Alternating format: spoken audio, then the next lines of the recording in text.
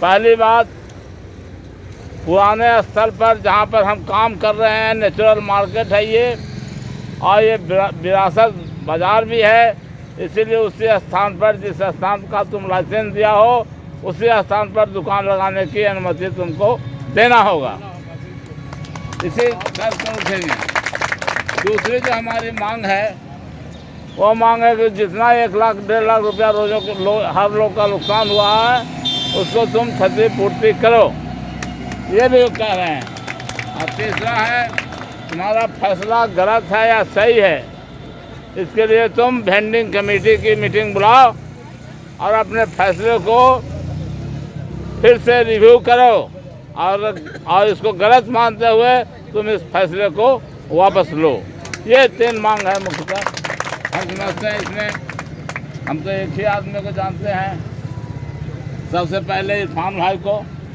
तो 2 मिनट हम कहेंगे कि और आगंतुक लोग जो हमारे बीच कई आए हैं औरंगाबाद से, तो अपनी बात को रखेंगे। तो शुरुआत जो है से इरफान भाई इसको करेंगे।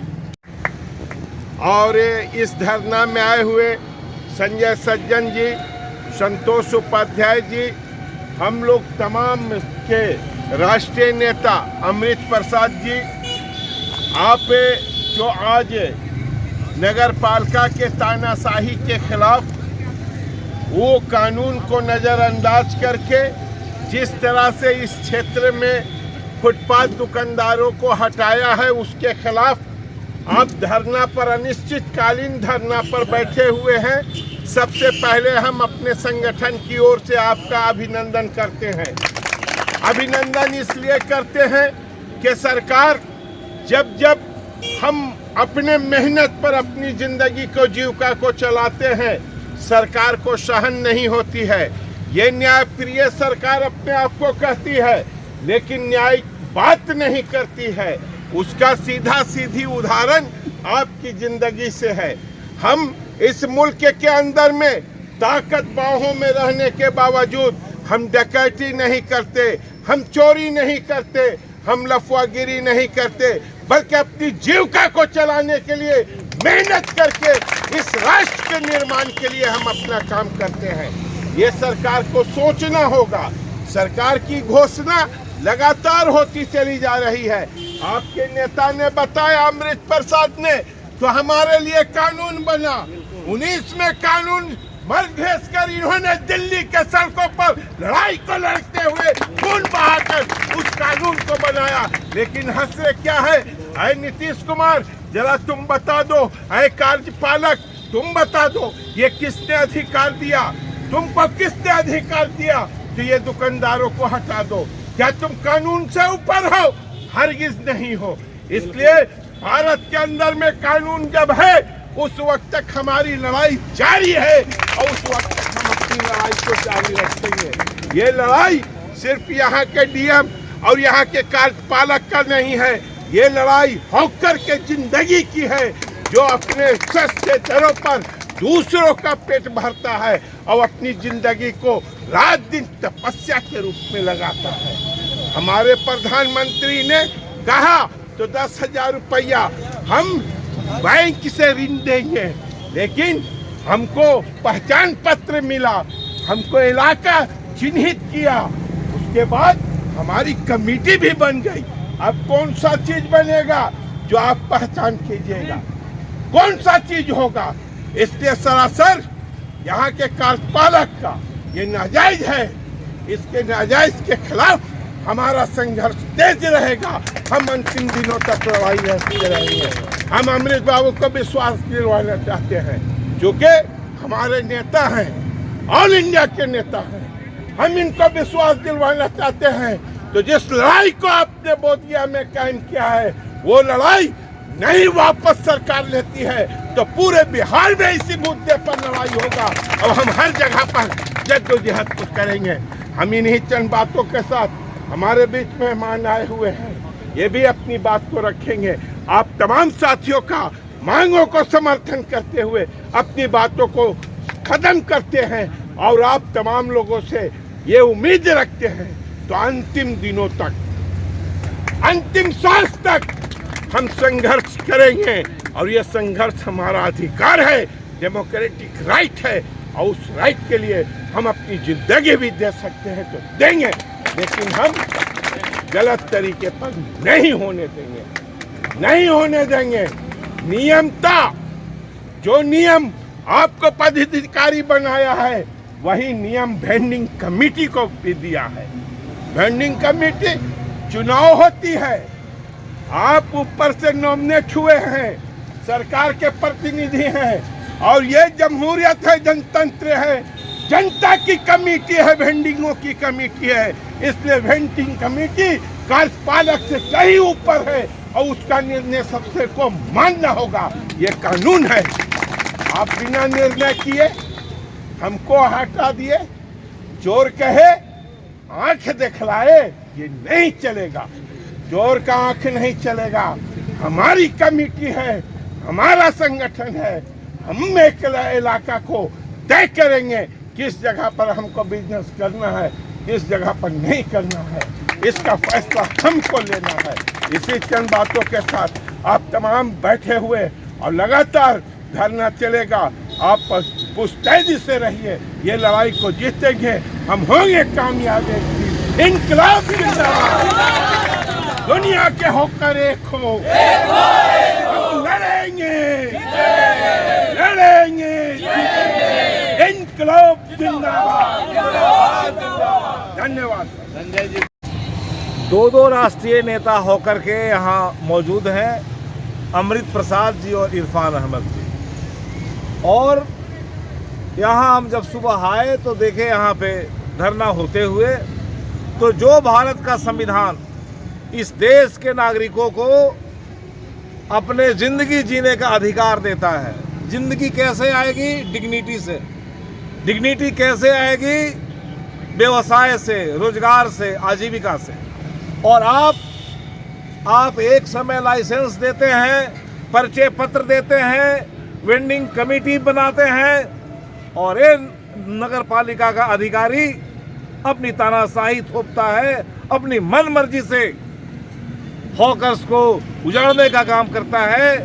हम बंदी अधिकार आंदोलन की ओर से इसका पुरजोर विरोध करते हैं और ये धरना तब तक रहेगा जब तक हमारी मांगे पूरी नहीं होगी। हमारा रोजगार छीनने का हक तुमको किसने दिया है?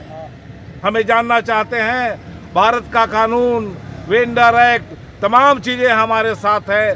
तुम गैर कानूनी काम करते हो और हमको गैर कानूनी साबित करने के लिए युक्तियां दिखाते हो। नमस्ते। हम जानते हैं, बहुत अच्छा से जानते हैं विस्थापना। आपके साथ जब कोरोना काल में भी जब हम लोगों को 1 घंटा 2 घंटा के दुकान खोलने का मौका मिला तो आप लोगों से चर्चा करते रहते थे कि बुरा वक्त जल्दी ख़त्म हो जाएगा। हर वक्त सब लोग हमारे भाई हैं, छोटा भाई, दोस्त हैं, पारिवारिक मित्र हैं, सब हम यही कहते रहते कि ये कोरोना काल कुछ समय के लिए है, जल्द ख़त्म हो जाएगा, हम लोग के बुरे दिन ख़त्म हो जाएंगे। पर ऐसा नहीं सोचा था कि कोरोना का काल तो अब अंतिम सांसें गिन रहा है। पर जैसे ही कोरोना जब अंतिम सांसें गिन रहा है तो हमको ही यहाँ से हटा दिया गया। कितना ताज्जुब का समय है। हम लोगों ने 2 साल कितना तकलीफ से जीवन गुजारे हैं, कैसे अपने परिवार को जीवन पालन कर के अभी तक बचाए हुए हैं। ये हम अपने दर्द को समझ रहे हैं, पर सरकार ये बात को क्यों नहीं समझती है? क्यों नहीं समझती है कि क्या इतना ज़रूरी था कि कोरोना के बाद ही हम लोगों को विस्थापित कर दिया जाएगा। मैं आप लोगों के बात को जहाँ जहाँ भी मौका मिलता हूँ, बोधिया में अनेकों जगह पर बैठते उठते रहता हूँ, प्रेस मीडिया उन लोगों से मैं आपको जितना भी हो सकता है मदद करते रहता हूँ। अभी आपको मोबाइल भी कहेंगे तो हम खोल के दिखा देंगे। बहुत हम लोग भी व्यथित हैं आप लोगों के दुख दर्द से और हर जगह साथ में हैं आप लोग। सबको मैं अपनी बात नहीं बता सकता हूँ, पर हम इसका चर्चा अन्य जगहों पर भी कर रहे हैं और एक न एक दिन हम लोग सफल होंगे। हम लोग अपना संघर्ष करते रहें। धन्यवाद। आदरणीय अध्यक्ष जी, अमृत बाबू, उपस्थित सभी इस अभियान के साथीगण, इस लड़ाई के साथीगण, कल पप्पू बाबू एक बात कह रहे थे, इनके यहाँ बैठे हुए थे, ये गौतम लस्सी के पास, तो कह रहे थे कि मैं उस दर्द को जानता हूँ कि कैसे किसी का रोज़गार जो है वो छीना जाता है, उस समय की स्थिति क्या होती है। तो आप कल तक आपके पास रोज़गार था, शाम में रोटी के लिए व्यवस्था थी, और ख़ास करके उस समय जब 2 साल से आपकी रोटी प्रभावित थी और ये बोध गया बंद था, उस समय अचानक एक दिन 2 घंटे के निर्णय के बाद इस तरह से आपको यहाँ से विस्थापित कर देना, हटा देना बहुत ही निंदनीय है। और आप जो लड़ाई लड़ रहे हैं, आपका नेता जो है, आप इरफान जी जैसे आपके नेता हैं आपके पास, तो ये लड़ाई पहले भी बड़ी लंबी लड़ाई लड़ करके और फोकस के लिए कानून बनवाए हैं, मैं जानता हूँ। तो आपके पास इरफान भाई जैसा नेता है, तो आप ज़रूर एक न एक दिन सफल होइएगा। आप संघर्ष करते रहिए, हम लोग का पूरा हृदय से समर्थन आपके साथ है, और जहाँ भी आप हम लोग को आवाज़ देंगे, हम लोग आपके साथ खड़े होंगे। बहुत बहुत धन्यवाद। तमाम होकर महोदय, आदरणीय अध्यक्ष जी और आदरणीय इरफान अहमद जी, बहुत दुख की बात है आज इस बोध गया में कि कुछ साल पहले जब बोध गया में आते थे तो यहाँ पे लगी हुई बाजार इस बोध गया को नई चमक देती थी। और आज के युग में जो युवा अनैतिक कार्यों में लगे होते हैं, आज के युवा इन अनैतिक कार्यों में जो लगे होते हैं, उन अनैतिक कार्यों को छोड़ करके आप अपने रोजी धंधे में लगे रहते हैं। और ऐसा क्या फरमान आया, ऐसी क्या ज़रूरत आ गई जो इन युवाओं को बेसहारा कर दिया गया। तो हम युवा साथी होते हुए हम इस कार्यक्रम को, जिन्होंने नगर पालिका ने जो अपना नगर परिषद ने जो व्यवहार आपके साथ किया है, हम आपके पूरे तन्मयता के आपके साथ है। अब पुरजोर इसका हम विरोध करते हैं। बड़े दुख का विषय है कि नगर परिषद जो कि एक एडमिनिस्ट्रेटिव जिसका एक रोल होता है, और इसका एक बहुत बड़ा रोल है कि किसी भी शहर में या किसी भी लोकेलिटी में एक शांति व्यवस्था बनी रहे। एक नगर परिषद की बहुत बड़ी ये जिम्मेदारी होती है। लेकिन नेशनल जो ये यहाँ के हॉकर्स हैं, जो यहाँ के जो छोटे छोटे दुकानदार हैं, जिनसे उनकी डेली का रोज़मर्रा की ज़िंदगी कटती है, उनके घर के बच्चे 2 वक्त की रोटी खाते हैं उस चीज़ से, अगर ये चीज़ उन लोगों ने इतने दर्दनाक तरीके से यहाँ से हटाया है, बहुत ही परेशान है। और ऐसी स्थिति में जब बार बार कोरोना का अभिशाप हम सभी को हो रहा है, उसमें एक और एडमिनिस्ट्रेटिव अभिशाप हमारे छोटे दुकानदारों को, छोटे व्यवसायियों को हो रहा है। मैं इस दुख की घड़ी में आप लोगों के साथ हूँ, और आप लोगों के इस लड़ाई में भी आप लोगों के साथ हूँ कि आप अपने उस हक को और अपने अधिकार को दोबारा पाएँ। मैं ऐसी ईश्वर से प्रार्थना करती हूँ, और जो आप लोगों के लिए हमसे संभव हो पाएगा वो हम ज़रूर करेंगे। धन्यवाद। इनकलाब जिंदाबाद, इनकलाब जिंदाबाद।